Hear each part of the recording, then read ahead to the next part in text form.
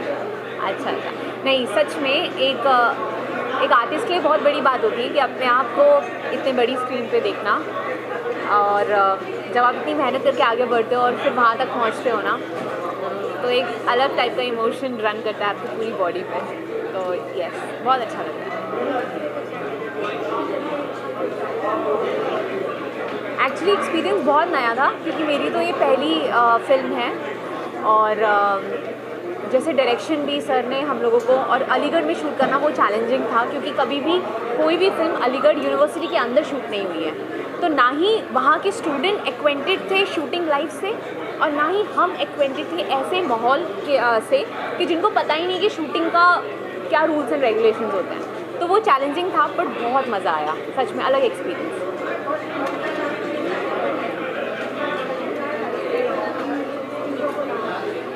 To be very frank, मुझे ऐसा लगता है, मैं ऐसी आर्टिस्ट हूँ कि जो कैरेक्टर को थोड़ी बारीकी से समझने की कोशिश करती है, और मैं एक अलग रिलीजन प्ले कर रही हूँ, एक मुस्लिम कैरेक्टर प्ले कर रही हूँ। तो इसके लिए मुझे उसके नुआंसेस सीखने बहुत ज़रूरी थे, क्योंकि मैं नहीं चाहती कि मेरी हल्की सी कोई मिस्टेक किसी भी चीज़ को या किसी भी सभ्यता को नुकसान पहुँचाए। तो मैं सारे रिलीजन को बहुत रिस्पेक्ट करती हूँ, तो उसके हिसाब से मुझे सीखने की ज़रूरत। जैसे अब एक सीन आएगा जहाँ मैं नमाज़ पढ़ रही हूँ, तो वो चीज़ एक छोटी छोटी बारीकियाँ होती है कि आप कहाँ देख रहे हो, कौन सी उंगली उठा रहे हो, कितना सर उठा रहे हो।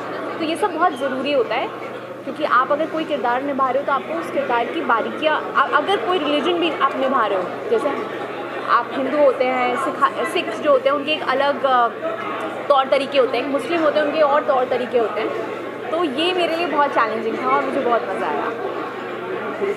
देखा जाए तो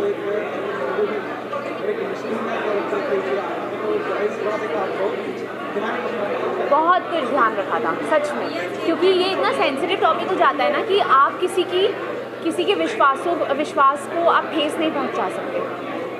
अगर सेम चीज़, अगर कोई भी इंसान, कोई मुस्लिम कैरेक्टर अगर हिंदू प्ले कर रहा होगा, तो उसे भी हमारी चीज़ों को, कि हम कैसे पूजा करते हैं, क्या करते हैं, वो सब बारीकी निभाना ज़रूरी है। लोगों को ये कहना चाहूँगी कि हम सब लोगों ने बहुत प्यार से ये प्यार के दो नाम फिल्म बनाई है, और सारे कलाकार बहुत प्यारे हैं। तो आप प्लीज़ आइए थिएटर, और हम सबको आपका प्यार और आशीर्वाद दीजिए। एंड एक ये अलग तरीके की कहानी है, लव स्टोरीज़ हमेशा होती है, पर गांधी जी और नेल्सन मंडेला को लेकर बनी हुई लव स्टोरी थोड़ी सी ऐसे है कि अरे ये कहीं कभी सुना नहीं था।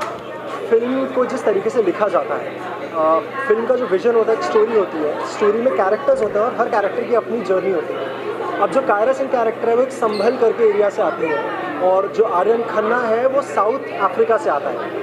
कायरा सिंह जिस कल्चर में बड़ी हुई, उनका जिस लोकेलिटी में बड़ी हुई, उनको जो पढ़ाया गया, उनको जो सिखाया गया, that was highly influenced by Mahatma Gandhi, Mohandas Karamchand Gandhi जी।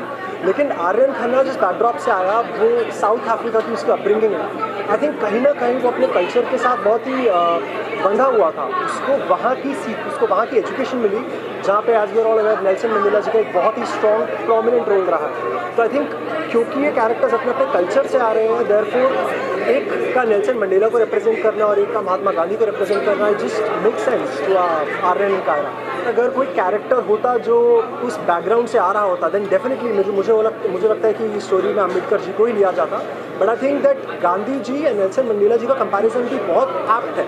अब फिल्म में भी जैसा आपने स्टोरी में देखा होगा, उनके बीच की कैसे किसी एक का जीवन बहुत ही कन्वीनियंस के साथ निकला शुरुआत में। Mahatma Gandhi ji, he was from a well to family, he got a lot of things. लेकिन Nelson Mandela ji on the other hand, he was not that well off to in the beginning. तो वो जो कंपैरिजन है वो मेरे नज़रिए में बहुत अप्रोप्रिएट है। अब बाकी तो आई थिंक जो स्टोरी राइटर्स हैं उनको ज़्यादा बेटर आइडिया होगा कि कैरेक्टर्स को कैसे बिल्ड करना है। हर एक स्टूडेंट की तरह मैंने स्कूल में अपने हिस्ट्री बुक्स में बहुत ही थॉरली एंड बहुत ही डेडिकेशन के साथ महात्मा गांधी जी के बारे में पढ़ा। जितनी इन्फॉर्मेशन हमारा एजुकेशन हमें प्रोवाइड करता है, उतनी मैंने दोनों कान खोल के बहुत ईमानदारी से सीखी है। उनकी लाइफ के कुछ साल शायद मैं भूल जाऊँगा कि बहुत इंपॉर्टेंट ईयर क्या है, वो याद नहीं होगा, लेकिन हिस्ट्री में, इंडिपेंडेंस में उनका क्या रोल रहा है और आज के टाइम तक महात्मा गांधी जी से लोग कैसे इंस्पायर होते हैं। आई think that is a journey that is never ending. जब इंडिपेंडेंस के टाइम पे महात्मा गांधी जी का एक इम्पैक्ट था, आज कुछ और है, आज आने वाले फ्यूचर में अगेन कुछ और है, and it's a never ending journey because he has always been a legend and I think that India is one lucky country to have a person like him. कलाकार होने के नाते मुझे लगता नहीं कि मैं इस पर कुछ कमेंट कर सकता हूँ, बिकॉज अगर आप मेरे नज़रिए से फिल्म देखेंगे तो यहाँ पे सिर्फ हिंदू और मुस्लिम की बात नहीं हो रही, यहाँ पे एक NRI वर्सेस इंडियन भी हो रहा है, यहाँ पे गांधी वर्सेस मंडेला भी हो रहा है। तो यहाँ पे बहुत सारे एस्पेक्ट्स है फिल्म के जो कि are greater than just basic discussion between a religion. And I think ये जो फिल्म है ये चारों तरफ से बहुत प्रॉपरली पैक की गई है, सारे जो फ्लॉज हैं उनको बहुत अच्छी तरीके से कवर किया गया है टू मेक श्योर कि जो फिल्म है वो रिलीजन से बढ़कर लोगों तक पहुँचे। मेरा ना बहुत मूड स्विंग्स वाली इंसान हूँ मैं, तो मैं कुछ टाइम सिर्फ वेजिटेरियन रहती हूँ और कुछ टाइम फिर मैं नॉनवेज भी खा लेती हूँ, बिकॉज डाइट ऐसा रहता है। और मोस्टली जब हम बाहर जाते हैं या फिर ऐसी सिटीज़ में जाते हैं जहाँ नॉनवेज बहुत अच्छा मिलता है तो मैं एडजस्ट कर लेती हूँ, but not so non vegetarian. देख ही रहे हो कि कंपटीशन हर जगह चल रहा है और हर तरीके से कंपटीशन चल रहा है, सब अपने अपना स्टेप आगे बढ़ना चाहते हो, बट वो कंपटीशन भी प्यार के लिए ही है ना, पीस के लिए है, प्यार के लिए। तो वो जो लव स्टोरी है वही उस चीज़ का एक कह सकते हो बॉडी है, वो सोल है। सो उस बीच में जो छोटी सी लव स्टोरी आप देख रहे हो वही वो पीस को रिप्रेजेंट करती है कि दोनों लीडर प्यार ही तो चाहते थे कि जी का अपने देश के प्रति जो प्यार था।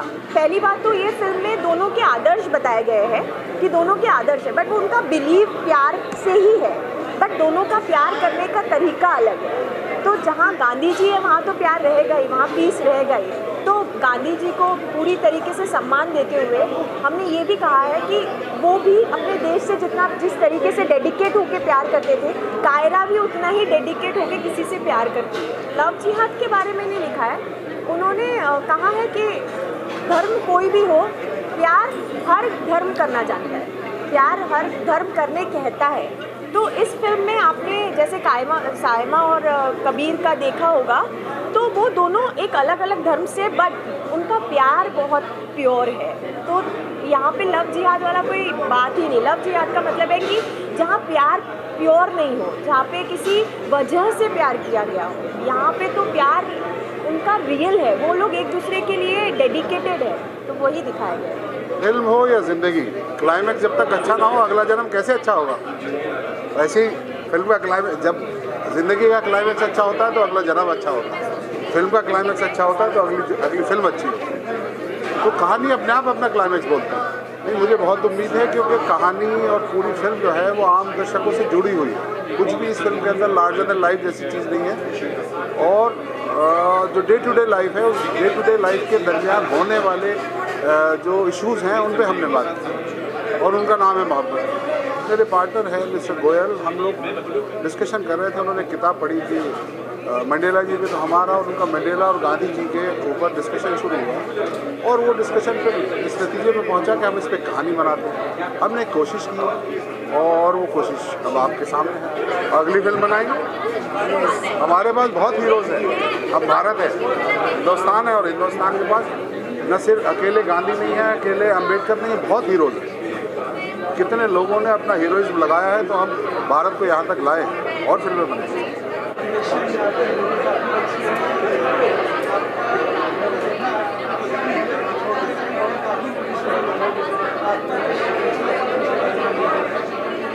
ओके, फर्स्ट ऑफ ऑल जो मैंने ईशा का किरदार निभाया इस फिल्म में, तो ईशा फिल्म का तड़का थी। ईशा वो मसाला थी जिसने मूवी में और स्वाद डाला है। मूवी वैसे ही बहुत बेहद खूबसूरत है, तो उसमें थोड़ा सा खूबसूरती के लिए चार चांद लगाने के लिए तो ईशा को लेकर आए। सो मेरा किरदार बहुत ही इंटरेस्टिंग था और थोड़ा बोल्ड था। एंड लड़के को कैसे टेस्ट किया जा सकता है वो एक लड़की कर सकती है। So this is a very new concept और दानिश सर ने काफ़ी मेहनत करी है एक नए तरह के कॉन्सेप्ट को वापस से इंडस्ट्री में लाने के लिए। हम कहीं ना कहीं अपने इमोशंस, अपनी वैल्यूज़ को धीरे धीरे भूलते जा रहे हैं और वेस्टर्न कल्चर की तरफ बहुत ज़्यादा बढ़ रहे हैं। तो आई थिंक कि वो जो 90s 80s का एरा था, वो जो लव स्टोरीज़ हुआ करती थी, वो जो वैल्यूज़, वो कल्चर, वो वापस से उसकी शुरुआत होनी चाहिए। और सर ने अपनी तरफ से थोड़ी सी कोशिश की है कि ये चीज़ वापस से वो एरा शुरू हो जाए। हाँ जी, हाँ। मेरे कुछ अपकमिंग प्रोजेक्ट्स हैं जिनके बारे में मैं अभी डिस्कस नहीं कर सकती। I am so sorry but yes. Okay bye, thank you. Director साहब जो हमारे दानिश जी से मेरी बहुत पुरानी दोस्ती है, 15 साल करीब हो गए हैं, तो बड़ा अंडरस्टैंडिंग था। तो मैं इनको बहुत सालों से बोलता था कि आप गाना लिखा करो। तो जब ये अपना मूवी बना रहे थे तो मैंने कहा आपको ही लिखना है। और गाने इतने अच्छी तरह शेप हुए, उन्होंने जो लिखा और वन टाइम में सब गाने अप्रूव हुए। या तो मैं कोई ट्यून लाया, उनको मैंने बताया कि इस तरह का ट्यून है, तो उन्होंने उसमें जो लिरिक्स लिखी, मतलब कि हम लोगों ने ज़्यादा मतलब कि वो नहीं किया, जो हुआ एट ए टाइम, मतलब जैसे होता है ना कि एक बार में क्लिक कर जाना, उस तरह से गाने मैंने, और गाने बहुत अच्छे शेप हुए हैं। जैसे ओ यारा हुआ, प्यार कर, उसके बाद खेल, उसके बाद वो शादी वाला सॉन्ग। तो आई एम हैप्पी। इन्होंने प्यार कर गाया रितु पाठक, ये अनुप्रिया जो ओ यारा और खेल, इन दोनों ने ये गाने गाए हैं और बहुत अच्छा गाया है आप लोग। हाँ, और दानिश जी, ब्यूटीफुल सॉन्ग जो मैंने गाया है इस मूवी में, प्यार कर, and it was lovely lovely working with you and Anjana rock and सारे सॉन्ग्स और बहुत ही रॉकिंग लगे और मूवी भी बहुत माइंडफुल है। So my best wishes to the entire team of प्यार के दो नाम कॉन्ग्रेचुलेशंस दादा को भी कॉन्ग्रेचुलेशंस, बहुत ही अच्छे composition and it was sounding so good. हमारे लिए जो सारे कैरेक्टर व्हाटएवर, फिर वो चाहे मदर हो, चाहे सिस्टर हो, चाहे भाभी हो, और performance is performance. Prerna of course हमें जो नरेशन मिला था वो हमें बहुत अच्छी तरह से एक प्रेजेंटेशन मिला था, द नरेशन। तो आई थिंक वही एक प्रेरणा थी, क्योंकि हमारे डायरेक्टर का जो नरेशन था दैट वाज फैबुलस, और आई थिंक वो नरेशन सुन के इस कैरेक्टर के लिए ना बोला ही नहीं जा सकता था। नज़रिया आई डोंट थिंक अब वही है कि हर किसी का नज़रिया अपनी सोच के ऊपर है, वो कैसे निर्भर होता है। जैसे कि हमारी फिल्म में भी दिखाया, दो अलग अलग, एक मंडेला जी और एक गांधी जी, उनका एक नज़रिया किसी का कुछ और है और दूसरे का कुछ और है, but of course then the combination of that नज़रिया इज़ जो हमें मैटर करता है, जो इस फिल्म में भी दिखाया गया है। मुझे तो क्लाइमेक्स बहुत अच्छा लगा एंड आई थिंक दर्शकों को भी अच्छा लगेगा ही। आई होप आप सबको भी अच्छा लगा हो। हमारे हिसाब से तो the climax was accurate and the right decision of the ending of a movie के ज़रिए आया हूँ प्यार के दो नाम, और मैं शबाब सादरी तहे दिल से दानिश जावेद साहब को बहुत ढेर सारी मुबारकबाद देता हूँ। सिर्फ दानिश जी के लिए आया हूँ, और मेरे दोनों दोस्त अनजान भट्टाचार्य और शब्बीर अहमद का म्यूज़िक है, उनको एक मुबारकबाद देने के तौर पे इस सिनेमा में आया हूँ। और बहुत अच्छा म्यूज़िक है, बहुत अच्छी स्टोरी है, मूवी बहुत अच्छी है, जो बहुत अच्छी मूवी। किसकी एक्टिंग आपको सबसे ज़्यादा अच्छी लगी? सभी ने अच्छी तरीके से अपने सारे किरदार निभाए हैं। आपका नाम? रेशमा नकवी। मूवी सबसे ज़्यादा आपको क्या अच्छा लगा, कौन सा पार्ट? मूवी में प्यार के बारे में समझाया गया है और बहुत अच्छी तरीके से बताया गया है कि प्यार के जो रंग होते हैं कैसे कैसे होते हैं। बहुत अच्छा लगा मुझे देख के मूवी, और सब ने एक्टिंग अपने हिसाब से अपने किरदार को बहुत अच्छी तरीके से निभाया है।